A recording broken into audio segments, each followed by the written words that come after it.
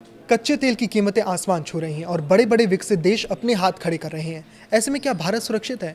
ये सवाल आज हर भारतीय के जहन में है। प्रधानमंत्री नरेंद्र मोदी ने देशवासियों से ईंधन बचाने की एक भावुक अपील की है, जिसने एक तरफ चिंता तो दूसरी तरफ जिम्मेदारी का एहसास कराया है। लेकिन क्या वाकई देश में तेल खत्म होने वाला है? सोमवार को आई सरकारी ब्रीफिंग ने इन अटकलों पर विराम लगाते हुए एक ऐसी तस्वीर पेश की है जो राहत भी देती है और भविष्य के प्रति आगाह भी करती है। पश्चिम एशिया में जारी संघर्ष के बीच इंटर मिनिस्ट्रियल ग्रुप यानी आईजीओएम की बैठक में जो आंकड़े निकल कर आए हैं वो चौंकाने वाले हैं। जहां दुनिया के कई देशों ने अपनी घरेलू खपत में भारी कटौती कर आपातकालीन उपाय लागू कर दिए हैं, वहीं भारत मजबूती से खड़ा है। सरकारी अधिकारियों के मुताबिक भारत के पास 60 दिनों का कच्चा तेल है, 60 दिनों की प्राकृतिक गैस और 45 दिनों की एलपीजी भंडार मौजूद है। इतना ही नहीं, भारत का विदेशी मुद्रा भंडार 703 अरब डॉलर के ऐतिहासिक और आरामदायक स्तर पर है।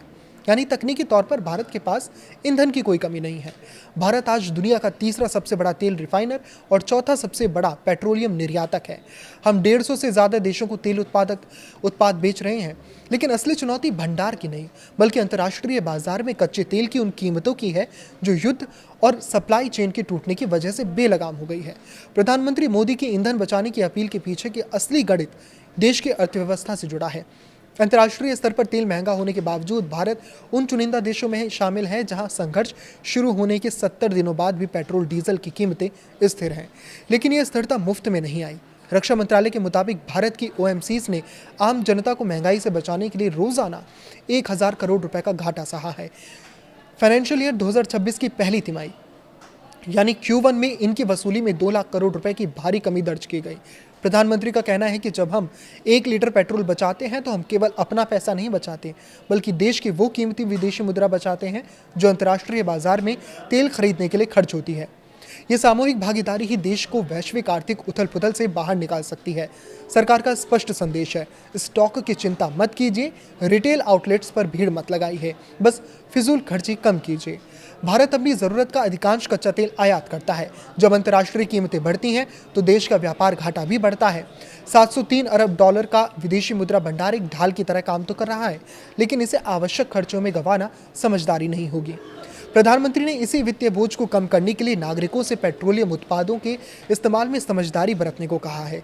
यह अपील केवल आज के संकट के लिए नहीं, बल्कि भविष्य की अनिश्चितताओं से निपटने की तैयारी भी है। भारत सरकार ने अपनी तरफ से सुरक्षा कवच तैयार कर लिया है, चाहे वो तेल का भंडार हो या विदेशी मुद्रा। तेल कंपनियों ने खुद घाटा सहकर जनता को महंगाई की आग से बचाए रखा है। अब गेंद नागरिकों के पाले में है। ईंधन बचाना केवल एक व्यक्तिगत बचाव नहीं, बल्कि एक देशभक्ति का कार्य बन गया है।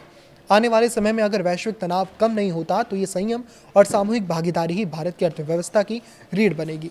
समाज पर इसका प्रभाव ये होगा कि हम एक ऊर्जा कुशल यानी एनर्जी एफिशिएंट जीवन शैली की ओर बढ़ेंगे, जो न केवल आर्थिक रूप से बल्कि पर्यावरण के लिहाज से भी बेहतर होगा। प्रधानमंत्री की अपील एक चेतावनी नहीं, बल्कि एक समृद्ध और आत्मनिर्भर भारत की दिशा में उठाया गया सजग कदम है। याद रहे, आज की गई एक छोटी सी बचत देश के कल को सुरक्षित रखेगी। इस पर आपकी क्या राय है, हमें कमेंट करके ज़रूर बताएं। लाइक करें, शेयर करें और इसी तरह जुड़े रहें। नमस्कार।